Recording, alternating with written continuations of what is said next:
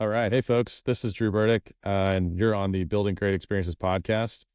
With me, I have Brent, and he is somebody that I met a couple years ago, a mutual friend of ours, and wanted to share some really interesting insights around storytelling and customer experience. So I'm going to let Brent introduce himself, then we'll dive in. Hi. Thank you, Drew. Appreciate it.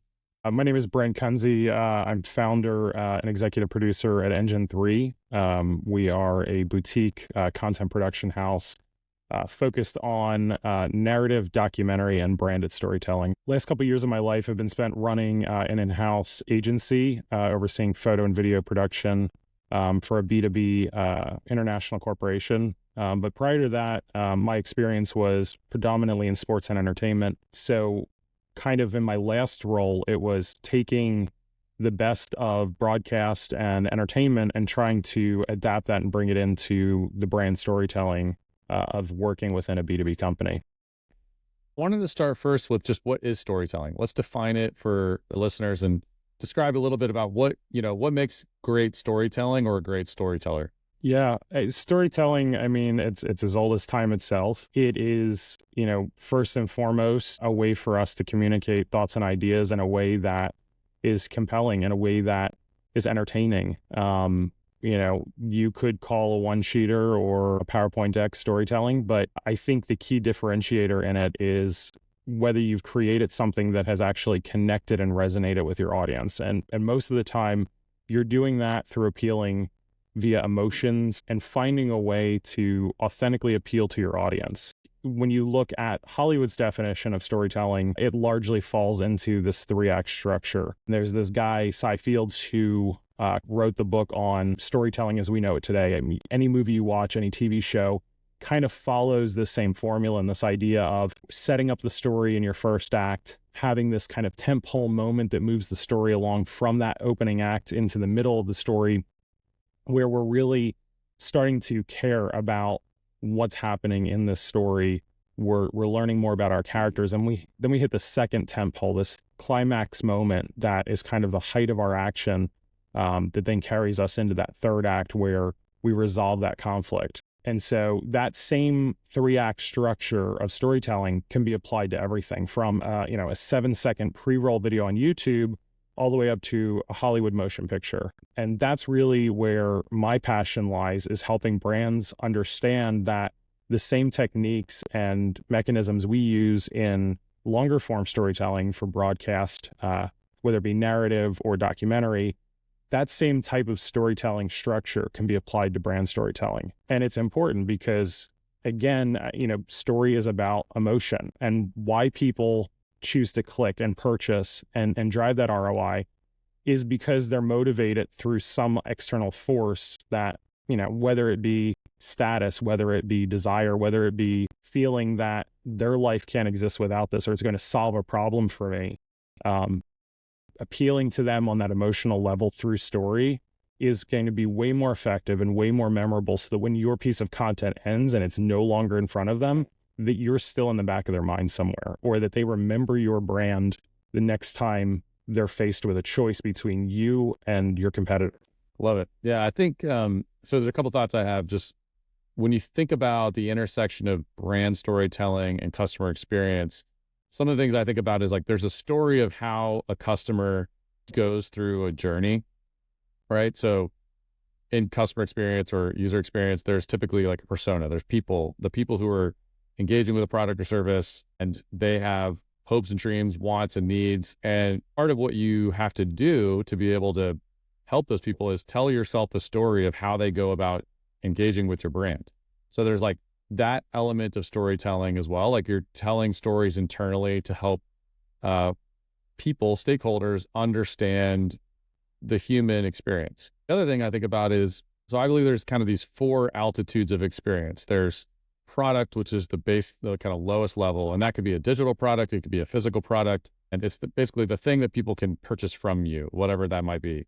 So there's kind of an experience around that. Then there's the service level altitude, and that's end-to-end experience that your customer goes through as they engage with a service. So it might be, I use a lot of times the hospitality example. So if you're going to a hotel, right, from the moment that you decide that you're going to go to the hotel to the moment you get home, that whole thing is a journey, and there's a service, a service component of that. But there's also digital and physical products in that journey as well.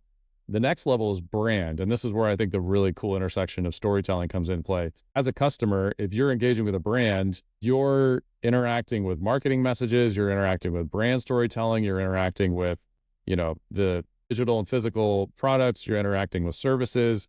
And storytelling is how you kind of bring all that together so that the customer can really understand, like, who are you and like, why do I care? Like, what are you going to help me solve my problems? How are you going to help me create value in my life?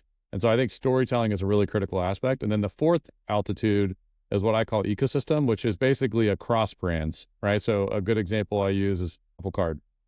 So Apple Card, it's a combination of MasterCard and Apple and Goldman Sachs. And all three of those brands or businesses are coming together to create a really seamless experience for customers. And you don't really even feel the Goldman Sachs and the MasterCard part of it.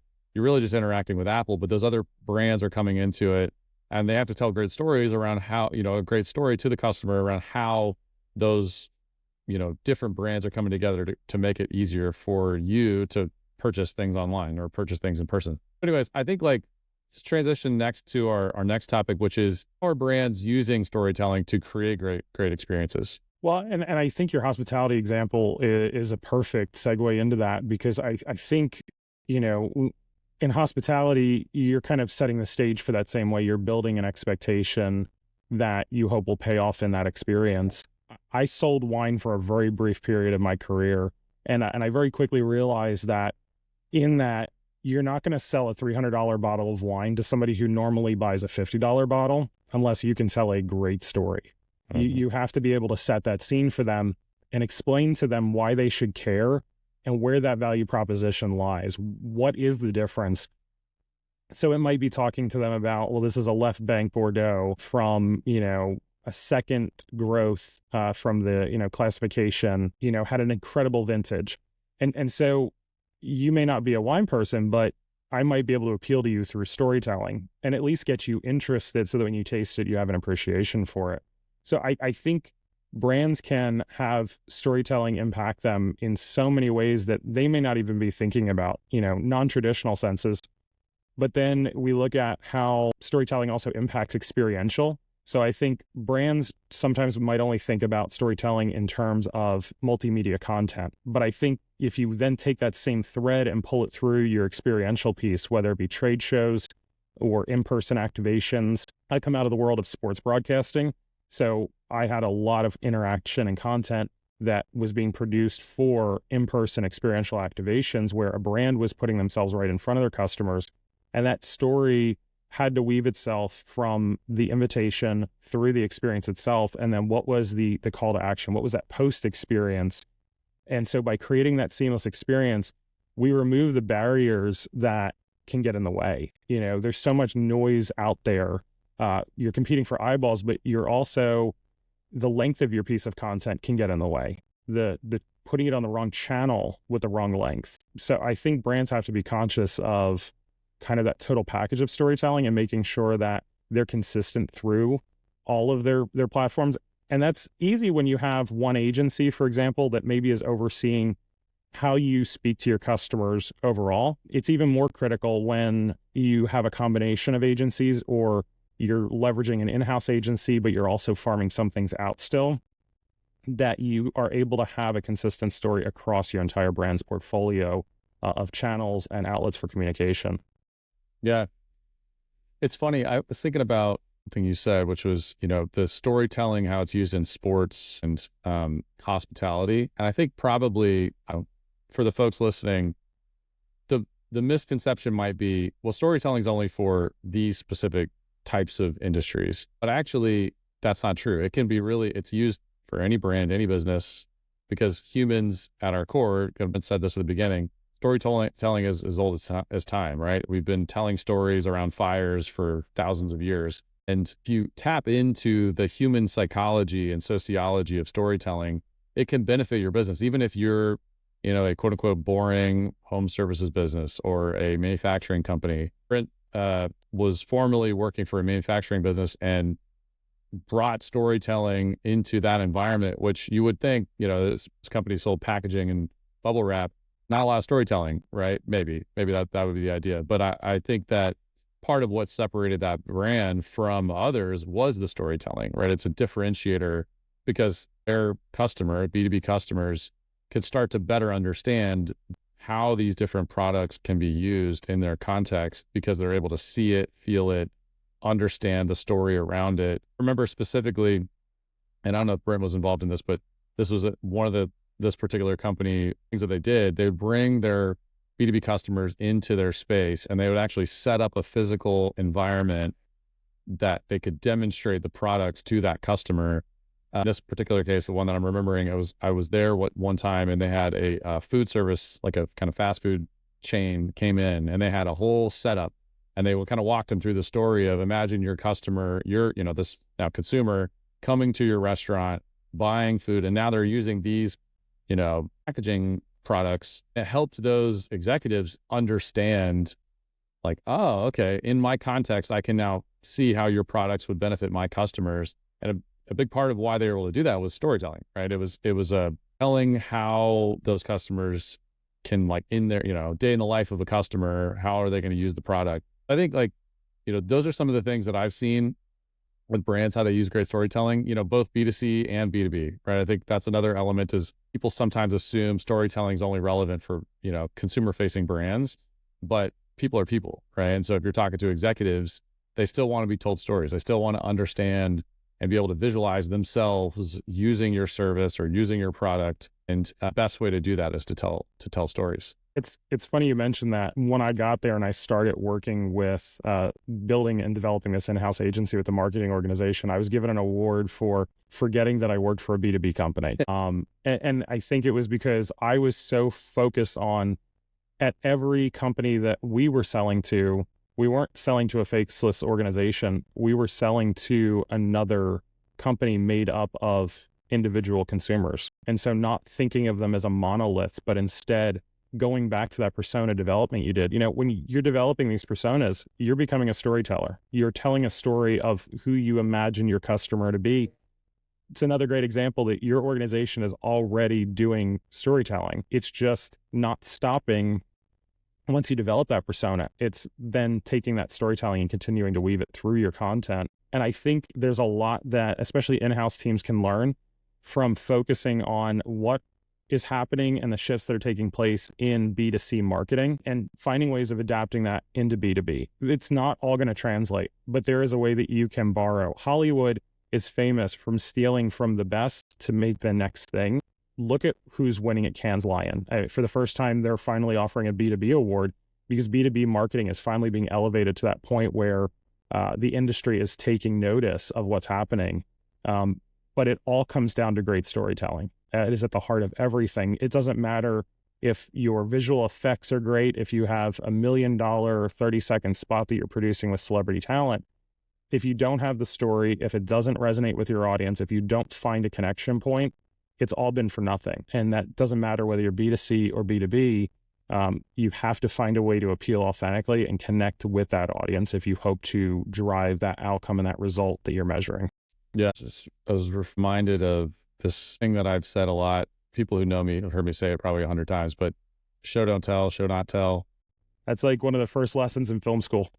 Yeah, right. Like, you could tell people all day long, like, how to do something or what you mean or what you envision something to be. But until you show them, through stories and especially video, it's hard for them to visualize. It's hard for them to kind of like wrap their head around like what you're really saying. And my former employer, we did this a lot, and I do this now, where we'll create what's called like an experience narrative. And the sort of rudimentary version of that is almost like a pitch deck, right? It's a set of slides where you're showing mock-ups of a app or website or whatever, alongside images, perhaps even like little clips of, a customer going through their life and then engaging with a brand and using their product and service, and how, they started out and their life was miserable and everything was hard. And then now, because of this new investment that this company is going to make, everything's wonderful, magical, and the customer buys more money and the business makes more money, or customer spends more money and the business makes more money. Those narratives, those stories are so important. And, it's even more impactful if you tell it through video. I actually remember there was a cruise line, and there was an investment that was made to create this really kind of Hollywood level video that told the story of kind of the future of the cruise experience, right? And what are the kinds of touch points that customer would engage with, interact with? It was like facial recognition, using AI, all these different emerging capabilities, because people don't, you could talk about AR, VR till you're blue in the face, and people are like, yeah, but AI, and we're like, but how does that make me money? Or how does that make the experience better? Is it just some tchotchke, gimmicky thing? So then when you show them that and you do it in like a video, their minds are like, right, wow, I didn't even know this was possible, because now they can actually see what you mean versus you just kind of waving your hands around talking about it, right? So I think that's going back to what you were saying. People often think that storytelling really only matters for B2C, but when you're in B2B, which, consulting, for example, packaging, manufacturing, you're dealing with other people still. And people still, the way that people internalize information is they remember stories. They don't remember data points. They don't remember, a list of bullets on a page. They remember the story that you told them that made them feel a certain way. And now they're going to buy from you because they can remember and grab a hold of that story and see themselves in that story. I think that brings up an important point. Some things to consider as you're producing video content, especially for a B2B organization. That show don't tell mantra is really important. And I think it's important to understand some pitfalls that you can make in doing video. I think a lot of the times for a B2B company, it's very quick of, let's just go make an animated infographic, an animated explainer. If you have something physical that you've built, it is so much more impactful to show the actual thing than an animated representation of it, because inside the mind of the consumer, when they see your actual thing you've produced, that widget, it's real. It exists. It's functioning, and showing it running is so much more impactful. Pictures worth 1,000 words. Well, this is 1,000 words at 24 pictures a second. So seeing, a machine running, we sold a lot of really big machines in my previous company. It was so much more impactful when we showed a customer a physical machine running. It built confidence immediately that said this company's actually delivered at least one of these. And animation says you might still be figuring out the problem. You might still be sorting out some details, and it's not ready for market. And we saw this a lot. And when we showed real things, it played so much better. And then, you also have to think about where in the funnel your piece of content is going to live. A customer success story, for example, allows your customers to tell your story for you. And that's where I love pulling doc storytelling fundamentals into brand storytelling, is I'm not telling you why I'm great. The benefit is, letting your customer tell their story through a customer success story. I'm not telling you why my company X is amazing and why we should be trusted. I'm using my customer as my reference and letting them tell. And I'm showing their operation. I'm showing how I've made them successful.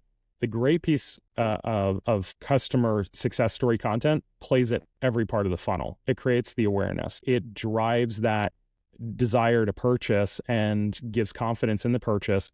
And then hopefully, if you've done a really good job with them, you put them back at the bottom, and maybe they become your next reference. Maybe they're your next story to tell. And I think the last key thing in that show don't tell, you have to understand when you're saying too much, and you've got to understand you don't need a 5-minute video when you can do it in 60 seconds.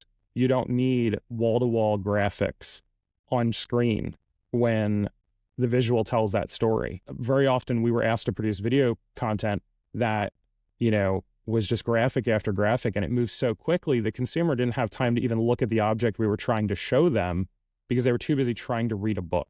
And I think in a world where video is driving everything, you have to let video do the thing that it's so good at, which is visually tell your story for you. And I think that those 3 pieces really play into that show don't tell mentality, especially for a B2B brand. It's funny, like kind of a side example. I recently was applying for this entrepreneurial group, and the application was fairly simple. It asked me a couple questions like, name, contact information, but they actually, instead of me filling out a big giant form, they were like, hey, can you just take 3-minute video of you telling us about yourself, your vision for your company, what you're doing, so on and so forth. And it was refreshing because I'm like, that's so much easier. I'd rather just talk about it and demonstrate my passion, vision, et cetera. And also probably more engaging for them rather than just sifting through a whole bunch of words, right? It's much more engaging. And especially now, the world, the world we live in, people expect 7-second clips on TikTok, right? Or short reels on Instagram. So the attention span that people have to kind of sit there and read through a bunch of words or digest a bunch of information is continually decreasing. Well, and I think too, you even, talking about that as user-generated content, I think that it's also important to understand when a high production value is important and when user-generated content is important. I think if you're trying to appeal authentically, user-generated content can be a great approach. But I think people get so much of that through social media. If you're trying to show, a value proposition through a solution or through a piece of equipment, you have to weigh the balance of, is user-generated content or a lower quality production the best solution for this? Sometimes it is.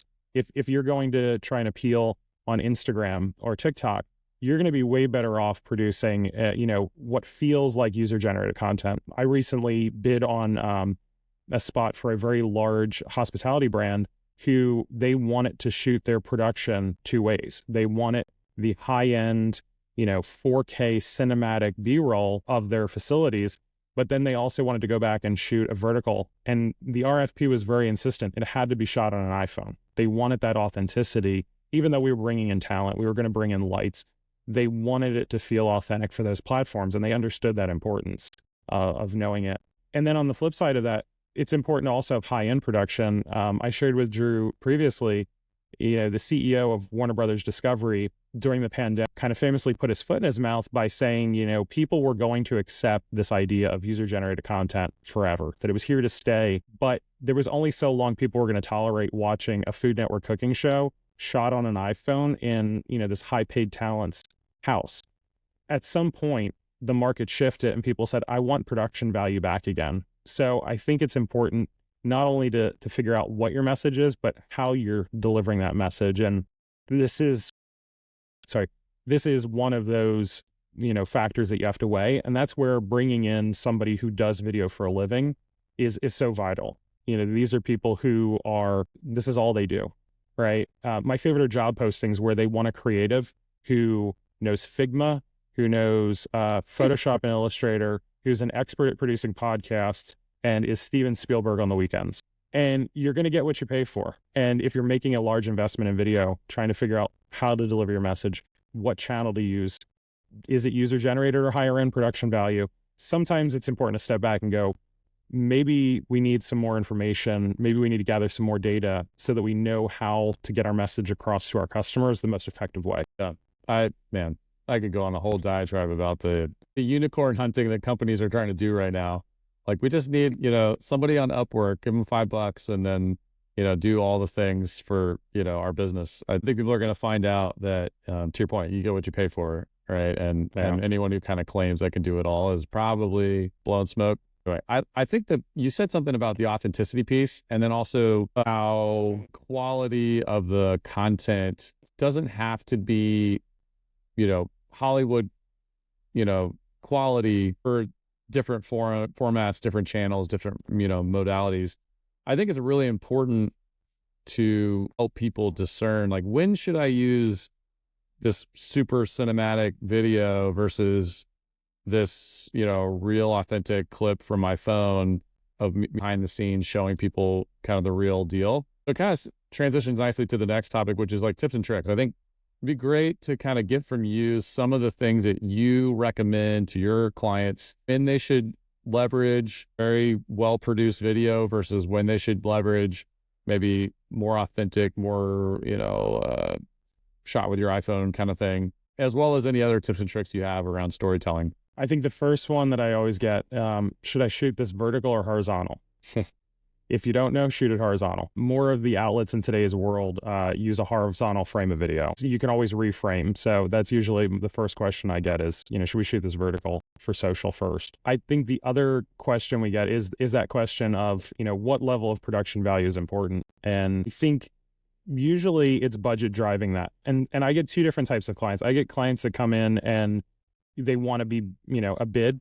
And we follow very transparent bidding so that they understand what they're buying, and we're very clear and upfront about it. The advertising industry as a whole does a really good job of self-regulating themselves for that, especially in an era of cost consultants and making sure that you're getting value. But I think that understanding that maybe doing less content, but doing better quality content is probably the next driver. Do you need 15 videos for this thing, or should we do 3 at a much higher production value? And I think that is a question you have to ask yourself. And it's an evaluation of like, where am I planning to put this out? What is the cadence that we're releasing this? So if you go to the very end of the process and then work backwards from there, is probably the easiest way for you to connect with a creative agency is how many pieces of deliverable, where do I intend for them to go? And what does success look like? That's the first question I ask for people is, what is the desired outcome that you're hoping to drive? And how can we help you achieve that? Because at the end of the day, that's my goal. My goal is to tell a story that resonates with your audience to drive the outcome that you're desiring. It's the same in film and television. Our goal is to deliver a piece of content that resonates with a global audience that will sit there for 2 hours and pay us, $10 to come see it. So I think getting to your endpoint first is key. And then I think be conscious of length. That's a very big piece of it. And also understand what resources you may already have around you. If I don't have to go pay for a copywriter to write your script because your content better than I do, I would much rather you rough out your script for me and then let me punch it up for you. Because I'd rather take your budget and invest it in things that your audience is going to see, the things that they're going to experience and touch. And then I'm a big believer in trying to get the most value out of a production. The most expensive piece of production is when we're on set actually shooting it. So if we're coming in prepared knowing that we can get a primary deliverable out, which might be a YouTube video that's 2 minutes long, I think the most expensive aspect of production is our time on set, our time actually filming. And it's valuable time for whether we're there with an executive who has a very small window of availability. We want to be prepared for that. So I think knowing how we can maximize the value of a long form piece of content that might play on YouTube, but while we're there, we can also be capturing some social cut downs or some alternative content where it's slightly tweaked from that original script that might play better on a shorter form channel. And I'm also a big believer of trying to bring stills in at the same time.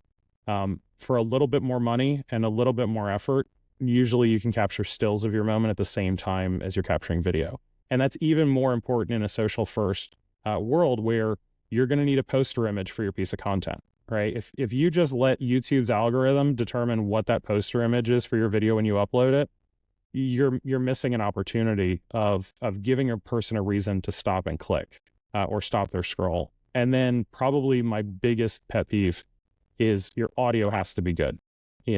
People will tolerate video. Think about you're in a conference room and the video quality is not good, but as long as you can hear them, you're probably going to stay on the call. The same thing for video. Don't forget your audio. Make sure that you save some budget, save some time to get that right. And probably one extra credit bonus thing, think about the legal aspects of video. There are a lot of legal implications that can happen when you're dealing with intellectual property and other people's content. So music licensing, how you license your voiceover artist, there's a lot of pitfalls that can happen in video content when you're producing it for a brand. It's a lot different, my cousin producing a video for his friends and putting it on their, social channel. It's very different from a brand who has legal requirements to follow, and a video professional can help you navigate through that to make sure that you're protected as a brand while also delivering that message. Stuff. Couple of things to add to the tips and tricks. I think the piece that people often forget is who they're telling the story to, who's your audience. It's a really important step in the process, really understanding what is your audience, what do they care about, what are their challenges and needs, what's going to resonate with them. So, this sort of example we gave earlier around B2B versus B2C, B2B customer, they've got different goals, right? They're trying to drive revenue, they're trying to drive sales, they're trying to reduce costs. So your storytelling should speak to that person. And ideally, best case scenario, you're able to create content, create videos, create stories that can speak to the different types of buyer personas. So it's not just one story to rule them all, so to speak. It's really tailored, right? Similarly with consumers, if you segment right and you kind of build out the personas and archetypes that you're communicating with, you can have a more effective message to those people because you're able to kind of point it specifically at what they're most likely to pay attention to.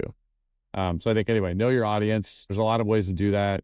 Customer research, user research, talking to people, doing focus groups, surveys, interviews, those kinds of things to really understand where their pain points are and what they care about so that the stories you're telling are aligning to that. I think the other thing that I would say is mention those altitudes earlier in the conversation. It's easy to kind of fly only at one altitude, right? And only think about, I would say often when people create videos, it's marketing leaders, CMOs, or the office of the CMO that are coming up with marketing messages that are meant to drive some action, like go buy our stuff, right? And they forget the service level altitude and the product level altitude. They're not tying all those messages together so it's coherent, cohesive, right? That as a customer, if I interact with a brand and I see a story, whether it be a commercial or a post on LinkedIn, Instagram, Facebook,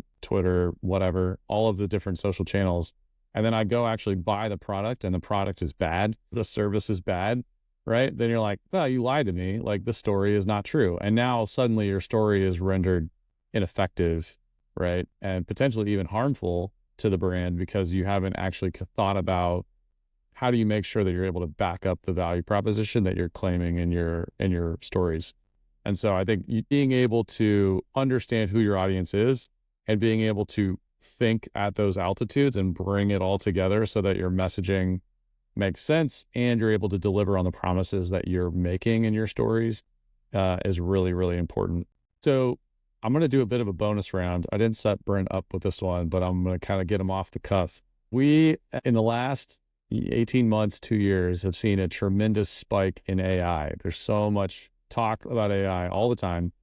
And this is not a podcast about AI, but I would love to hear your thoughts, Brent, on knowing that AI capabilities are now available everywhere. There are tools like HeyGen where you can give it a 15-second clip of yourself and a bunch of scripts, and it'll generate a bunch of videos of you talking and telling people, whatever you want in any accent that you want. What is your take on the impact that AI will have on storytelling and film? Yeah, it's definitely been front of mind in a lot of what we do. I think the key thing is right now we're still kind of keeping AI at a bit of an arm's length. We wouldn't use it for what we call final pixel. So a lot of the tips and tricks we shared was, I think the underlying message of it was don't skip pre-production, especially knowing that on-set time or in production time is your most expensive. It's vital for you to maximize the amount of impact you can have on it through how much preparation you do. In anything in life, you have to prepare for it. You're not going to become, Hans Zimmer composing this amazing music for Hollywood films if you didn't put the time in beforehand. You put in your 1,000 hours plus to become good at it. So where we see AI helping us is in pre-production. There are so many great tools there, whether you're using a ChatGPT, whether you're using Jasper, whether you're using something like that to help you form the structure of your script, helping you get maybe those connector words. What AI is not going to get right is your business. It doesn't matter how great you train that model. It's only going to regurgitate back to you what's already been put into it. And so where you shine is maybe use that to help you frame your story, but then you have to make it your own. You have to put it into your own words. And then I think we very early on, my previous company, we were an Adobe Enterprise customer. And so we got early access to their Firefly model. And I loved using Firefly to create storyboards because if I would pitch a story to a marketing manager, they may not be able to see the vision that I have, but I could very quickly get my concept out of my head, and into a presentation to get them to see it. And it made it so much easier. The other side that I would say is I was recently in Hollywood chatting with a few experts in AI. These are folks who are counseling the big studios in Hollywood. And I said, what's waiting? Is it the technology that's just not there yet for Hollywood to adopt it? They are terrified of the world's first $1 trillion lawsuit. And we're kind of on that precipice of somebody's content gets stolen, and it's that day that the wrong person's content gets stolen, it gets found out, and it gets prosecuted, that kind of AI could get ruined for everybody. And I think that's the importance of why we're not putting it in Final Pixel yet. We'll use AI voiceovers occasionally just as a placeholder if I don't feel like recording my own voice into an edit. We might use it to convey an idea of how we want text and images to appear on screen to an animation house so that we can save money in revisions. So I think AI can be an amazing, powerful tool. But what I would say to business leaders out there, especially we're not at a point where AI is going to replace your creatives today. And I think it's important for you to make sure that your creatives understand that you have that perspective, because right now they're terrified. Encouraging them to use it in their content development strategy, in creating that internal socialization of this is what I think we should do to go to market. It's an incredibly powerful tool. I think if you're looking at, can I take a Sora video today and put it into my 30-second broadcast commercial, I would recommend you consult an entertainment attorney, because I think you'll end up exposing yourself to legal liability. So use it in pre-production, use it to convey your story quickly. I'm not a great pen and pencil artist. I can't draw storyboards. We used to hire people who did that really well. Now I can use AI to do it for me. So that creative may not be getting as much work for me today, but use it and lean into it where it's appropriate, and take caution where it may expose you to IP theft. Yeah, that's great. Great thoughts. And I agree. I think that there's a great quote. It's not going to take your job. People using AI will take your job. And I think that's, I don't know, like I think of it as creative super soldiers, right? Like you're going to have people who are going to be able to leverage AI capabilities and tools to do their job more effectively, which is going to make them that much better than the other person, right? Who's just kind of doing it the hard way. And I agree. I think that the pre-production processes will be able to, be streamlined. You'll have for things like storyboarding or script revisions or creating agendas and schedules and plans, those kinds of things. AI is going to really make it easy.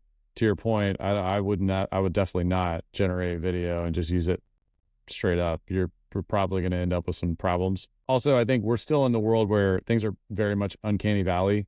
The things that are generated are getting better every day. I mean, the stuff that I see on the internet is wild, like how much better it is. But there's still this like weird uncanny valley where you're like, there's something off. Like you just can tell that it's AI generated, and it's almost like too surreal, too polished. And so I actually kind of think too that businesses and brands that continue to invest in authentic, real content with real people doing real stuff, telling real stories, that is going to differentiate brands from those who are just cranking out quantity of content using AI. I don't know how much you pay attention to TikTok and Instagram, but it feels like right now there's just a deluge of stuff that people are generating. There's even, I can't remember the name of the tool, but there's a tool where you can feed it a YouTube link and it'll just quickly slice up and grab a bunch of clips, and you can generate these 7-second whatever.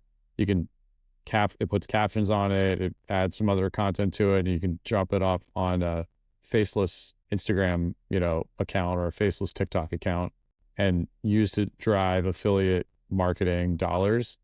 I think that it's working right now. There's people making a lot of money off of that, but I think it's going to probably lose traction quickly because frankly, if you remember a couple years ago, everybody was buying digital art on crypto, right? These little bubbles that kind of come out of nowhere. There's probably, 100 people or more that make a ton of money, and then something happens and the algorithm changes and they start to deprioritize those people and they don't end up making as much money. So anyway, I think people should continue to invest for the long term, tell real stories with real people. Don't feed into the bubble of AI generated content because you're just going to look like everybody else. And probably the algorithm will start to detect it. There's a lot of AI detection tools that are coming out now where they're able to see, from the videos, from the photos, from the, text, if it's real or not. And a lot of brands are starting to get hit, with lawsuits, as you mentioned, because they are using stuff that's not really theirs. So anyway, I'd be cautious. Word of caution, pretty much, is what I would say. Cool. This is a great conversation, Brent. I really appreciate your time. Where can people find you online? Yeah, you can find us on EngineThree.tv. You can also check us on LinkedIn. We haven't gotten into Instagram yet. We're a little bit busy trying to produce some content. We've got some great narrative and documentary projects in the work that we hope will serve as inspiration for our branded customers so that they can see the power of how we take and borrow from the best of Hollywood and bring it into that brand storytelling model. And to your point, Drew, 3D has come and gone, VR headsets have come and gone, but what hasn't is a quality story. You sit down at night in the evening when, your kids have gone to bed and you've got a nice beverage in your hand. Sometimes you just want to watch a great story and you just want to be entertained. And occasionally you sell them a product along the way. Yeah. Awesome. You can find me, folks, at drewburdick.com. I've got a weekly newsletter that I send out content about customer experience, talk with folks like Brent about how people are building great customer experiences. Drew H. Burdick on pretty much all the social channels, Instagram, LinkedIn, etc. Appreciate you listening, and stay tuned for more. Thanks, everybody.